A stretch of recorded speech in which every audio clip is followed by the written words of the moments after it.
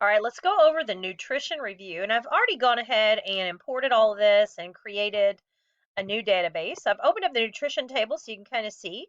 I have set the database number as the primary key. And I'll go back to data sheet view. And as you can see here, it's got the nutrition facts for a whole bunch of different things. There are some blank values here. Lots of different like minerals and things in here. And you'll see that we have quite a few records in this database. So let's go ahead and take a look at the 5 queries that we're going to do together. So the first query I'm going to do is going to include the food name and the protein. So I'm going to go ahead first and create a new query. So we go here to query, query design, and we're going to add that nutrition table and then close that out. We need the food name, and for this one, protein. In this example, we're looking for foods that have soy anywhere in the name and over 20 grams of protein.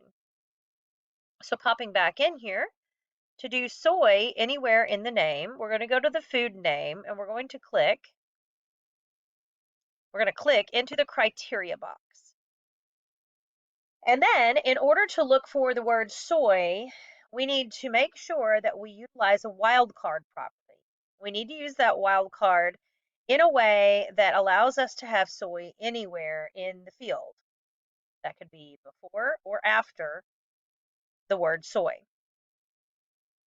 So when we do that, that wildcard is going to be an asterisk, and then the word soy, and then asterisk. That means anything can come before the word soy and anything can come after the word soy.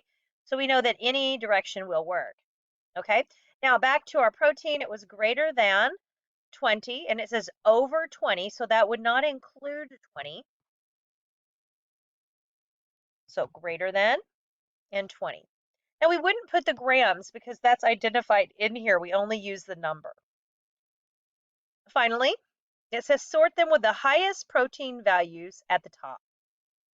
So in order to sort them with the highest values at the top, we're going to go to sort, and under protein, we've got to choose the proper sort. So highest at the top would be starting with high and going to low. That's going to be reverse alphabet, which is descending. Let's run this query and see what we get. I'm going to double click to auto fit. If we look down here at the record number, we can see we have 17 records. Soy protein isolate at the top. It says here we should get 17 records with soy protein isolate at the top. So good for us on this one. This is going to be saved as high protein soy foods. And I will then close that one out and we will create the next one. Again, let's take a look at the table itself. Our food name here, our database number here, and then all of our different minerals. I'm going to go ahead and close this one out for now. Okay, next one, we're going to create another one in query design. Appears that each time we're going to use the nutrition table because the other one is just the import errors table. We need food name, protein, carbs, and calories. Food name, protein, carbs, and calories. And just double click those. You could also drag them down. This time we want foods with more than 30 grams of protein, less than 5 grams of carbs, and 150 calories or less, sorted by the food name. So more than 30 protein, less than 5 carbs.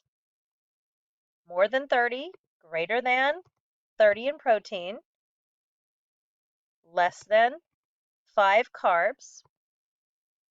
And for this one, 150 calories or less. So we're going to go to calories. And we're going to type in for 150 or less, that's less than or equal to 150. Now we haven't done the sorting yet here. In this one it says sorted by the food name. That would mean just traditional alphabetic sort. That's going to be general ascending, A to Z. Let's run this query and see what we get. Let me go ahead and auto fit this first cell. We have 7 records. Let's go see if that's right. We should get 7. And record number 1 should be cheese, mozzarella, Let's pop in here. It is, and we can save and close this query. Hopefully you're hanging in there so far. You should find these to be relatively easy. Moving on to the next one. Food name, fiber, iron, and vitamin C. So here we go. Once again, choose the table. Food name, fiber, iron, and vitamin C. There's a lot in here. Okay, there we go. So at this point, we've got, I've gone ahead and put the food name ascending. That's normal A to Z. What we've got to add next is we're going to look at that fiber, and it's 28 grams or more of fiber. So when we're doing 28 or more for our criteria box here, we are going to put greater than or equal to 28. And then the rest of it said that we were going to have 10 grams each, over 10 grams each, on the iron and the vitamin C. So that's just going to be greater than 10, greater than 10. What we are looking for here should be 11 results. And indeed, we have 11 results. Let's go ahead and save that as nutrition profile B.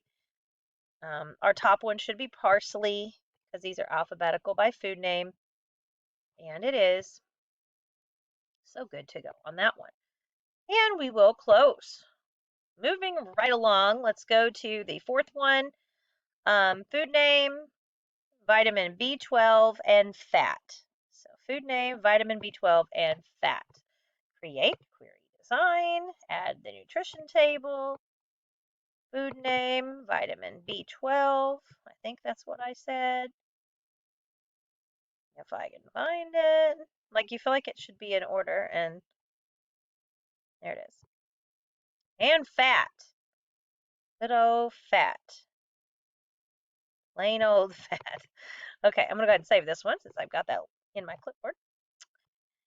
Okay, for this one, we are going to show sorted low to high on fat grams. So we're going to go fat grams, and we want low to high. So for our fat grams, we're going to click here in the sort. Low to high would be like A to Z, so ascending. We can double check it by running it real quickly. It starts with zeros, and I guess it's going to go bigger as we go. Yep. So we're good. Of course, we have all 6,347 results here, so that's not going to be enough. Results should display only those with 54 or more grams of B12. 54 or more grams of B12. 54 or more is greater than or equal to 54. And then less than 5 grams of fat. So less than 5 grams of fat. Less than 5. Our results give us 11. So should get 11 results. And the top one is mollusks. And then goose should be record 6. Ooh, geese. That's fun. And yes, there we go. Record number 6 here is the goose. Okay, save and close. Now, the more complicated one that we're going to do is this final one. We're going to do a summary query. And a summary query is going to not look like the rest of them because we are going to be creating something that looks like this. It's going to have alphabetical order food groups, has all the food groups. I'm going to count how many are in each of the food groups. So a summary query is going to require us to add something special in. Let's go ahead to create and query design, yet again at our table. We are looking at the food groups. We're going to be counting how many foods are in each food group. So we know these two are going to go in there. But before we can do a summarizing feature where we can count each one, we're going to have to come up to the top of our screen, and we're going to have to add something in down at the bottom. And that something is a total row. This is going to give us this extra row, allows us to group them by food groups. Then we can tell it what to do with the food name. So like once it gets all the fat, food group, fat, whatever the food groups are together, all the dairy together, then it's going to have them count how many dairy food items there are. So we have to tell it for food name instead of group by. We are going to set this to count. And that's really all you can do with text. If there was numbers there, we could do other things. Let's go ahead and take a look and see what we get. I'm going to go ahead and auto fit these. We can see. Got our baby foods, baked products, beef products, and then you can see lots of numbers here. 21 records, sweets has 360. So let's double check it and see if we match. 21 records down here at the bottom, sweets has 360. So we are good to go. Now, as a quiz to you, how would I change this heading where it says count of food name? Well, we come back in here. We are going to have to add yet another feature in order to be able to change that name. We cannot change it down here in the field. We are going to have to add the property sheet. And then in property sheet, while we're clicked in food name, we can choose the caption. Remember, captions are what show when you run a query. So I can say number of foods for my caption. Come back over and run this, and now we have that as our caption there. All right, let's go ahead and name this one, food groups total. And aside from this, let's go ahead and take a look at a calculated field, since we haven't done a calculated field example in this one. It's not part of the instructions. You can see here we're done with this page of instructions. But while we're in here, let's look at a calculated field. So open up nutrition and see if there's something that we could calculate based on. Let's assume this is not true, okay? But let's pretend that we were going to take these and that you look at fat, and if it's got so many grams of fat, you're going to gain so much weight a day. Okay, like this is all fiction. Well, let's base it on fat. Or maybe we want to penalize you. We give you penalty points for eating the fatty foods, right? So let's create a query with a calculated field. I'm going to add that nutrition table in. Go ahead and close that property sheet out for now. Let's go in here and say we're going to have the food name, and we'll put how much fat's in there. And then we're going to take and calculate something based on that. Okay, so let's only do this with fatty foods, like greater than, I don't know, 20 grams of fat, or something like that. Now, to do a calculated field, it's not easy to see in this little box. So what do we do so we can type in a box so we can see better? Zoom. All right, so once that box comes up here, I'm going to type in precisely what this needs to be. In this case, I have to first name the field. So before we type in the rest of this, we have to name the field. So let's say bad fat points. Let's say that's the name of my field. After the name of the field, hopefully this is in your notes, what do you put? A colon. So like a Blue's Clues is happening right now. Okay, bad fat points. Okay, then let's say we want to take this field here that's fat, and we want to use the number in that field. So we have to type that in a special way. Okay, so you have to put it in square brackets, and I'm going to type this in wrong, and I want you to tell me why that's wrong. Yeah, it has to match exactly what the name of the field is, because it has to be this exact thing. And if you don't use that exact thing, that's a problem, So anyway, now we can do math. So for multiplying, we would say times, but we could do subtraction, addition, we could put division, whatever. But let's say we take your fat and you get, 10 bad points for every one of those fat grams or whatever. All right, we hit OK. All right, that's in there. And then we're going to run. There we go. We got some bad fat points in here. It's butter and cheese. Look at that. Actually, there's a lot of things that have a lot of fat in it. Let's adjust this. Let's say 50. Let's really go nuts here. All right, there we go. 221 now, but butter and oil and some salad dressings. Oh, goodness, 100 grams of fat. That's a lot. All right, one last thing. What if I wanted this bad fat points to have two decimal places? So I can't fix that from within here. This is not the proper place to do it. And we're in a query, so I don't have a design like I could on my table. So where am I going to go to specify the way to deal with this field? Yeah, I'm going to put the property sheet back in here. And then I can set the format for this property sheet, which generally you'll say standard number format, and then 2 decimal places. Let's go ahead and run that and see if that works. Yeah, there we go. We have our fat at the 2 decimal points. I actually did that on the fat one and not the bad fat points, but hey, that's okay. We'll do it on both. Same situation, set it standard. So, you can set your table ones to that too. It doesn't just have to be your calculated fields. But there we go. That's prettier. I like it. All right. And that's going to be that. So we'll save it. Bad fat points. There we go. All right. If we were uploading this for grading, which we're not, because we're just watching me do that, and you're hopefully answering questions, what's the one last thing we should always do before we close our database? Yes, file, compact, and repair. And that's to prevent database errors. There we go. All good to go. Hopefully this is a good reminder and refresher of many of the things in this chapter. The one thing that I didn't really get into on this, and I am going to pop into the nutrition table real quickly, is those temporary ways to look at data. So queries are the permanent ways to look at data, and you can save them, and anything else you add in gets added in. Temporary ways to look at data are going to involve filters up here. And you can use your filter list arrows, and you can do various things here as far as sorting. Number filters, so I could say like, less than, we're looking for some low fat things. Let's say, well, that's protein. Let's say greater than, 30 on the protein scale here. We hit okay. Oh, there's not any, so that one wasn't good. Oh, greater than, less than or equal to 30. I don't want that. Let's go greater than. I clicked on the wrong one. Greater than 30. Okay. There, bam. And that gives us the ones that are greater than 30.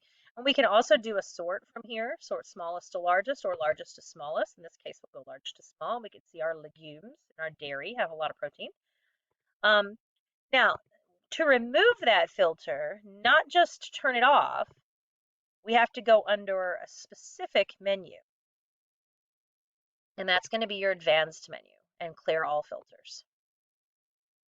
Now, let's say I go back in. Let's say I just want to find things that have, I don't know, equals 5. Let's see if there's anything with 5 fat grams. All right, so we got those are equal 5. So if I just want to temporarily disable the filter but not completely remove the filter, then yeah, I'm going to toggle the filter. That turns it off and turns it back on. And right now these are all still sorted based on before. So even when I clear the filter, it does not remove the sort unless I come back here. And then it will put it back to its initial values, which will be by the primary key. And there are additional filter options up here. For instance, under filter by selection, you can click on something and then it will match it. Or as you might remember, you can highlight like the first, letter of something and then do starts with or, whatever, and it will eliminate the other results so that you only get the things that start with B in this example. So just don't forget those. One other thing mentioned in the chapter would be how you can add, and I'll pull up my bad fat points in here, or one of these other ones, I guess. Here, this is a better one. Remember that you can also press when you're in any of these views, whether you're in a query datasheet view or a table datasheet view, you can press this totals button here. And this gives you a total row. And then you can choose on the drop-down list what you want to do with it. So like we could do the average number of protein grams, for example. And you can change the, thing here to count these letters in case you wanted to do that. But that's your total row. And it can be toggled on and off as well. And then, of course, it's completely editable. If you change your mind, you can go back to what it had to begin with. Or you can change what you do, like you could sum them or, whatever. So that is your total row. And that's kind of nice because you can't really do math just at the bottom of things in a query like you can in Excel. So this gives you an option to do some mathematical things without having to go in and make a whole nother field for a calculated field. So good review for Access 3. Be sure that you know your terminology. There is a Quizlet for this chapter. In addition to that, you've got the reviews. So be sure that you do the next item up for today. And I hope this was a good review of Access queries.